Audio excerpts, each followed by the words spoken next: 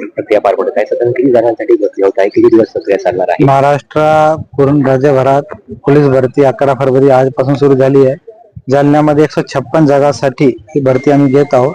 जवळपास 9,600 कॅन्डिडेट त्याच्यामध्ये अप्लाय झालेले आहे आणि ही प्रक्रिया आजपासून सुरू झालेली आहे. पूर्णपणे ट्रान्सपरन्सी राहिली पाहिजे, त्यासाठी सगळी ठिकाणी कॅमेरा सीसीटीव्ही लावलेले आहे. प्रत्येक रिझल्ट आपण कॅमेराजनी पण रिव्हेरीफाय करण्याची सुविधा याच्यामध्ये दिलेली आहे. स्टॉपवॉच पण आहे, त्याने टेक्नॉलॉजी पण आहे आणि पूर्णपणे ट्रान्सपेरंट पद्धतीमध्ये भरती घेतली जाईल याची पूर्ण काळजी आम्ही घेत आहोत.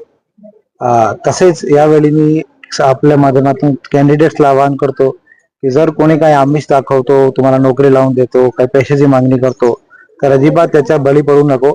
अजिबात कुठला स्कोप नाही आहे. तो तुमचीच फसवणूक करण्यासाठी असा काही करत असेल तर कोणी अशी आमिष दाखवतो लगेच जवळच्या पोलीस स्टेशन किंवा पण कंट्रोल रूमला माहिती द्यावी.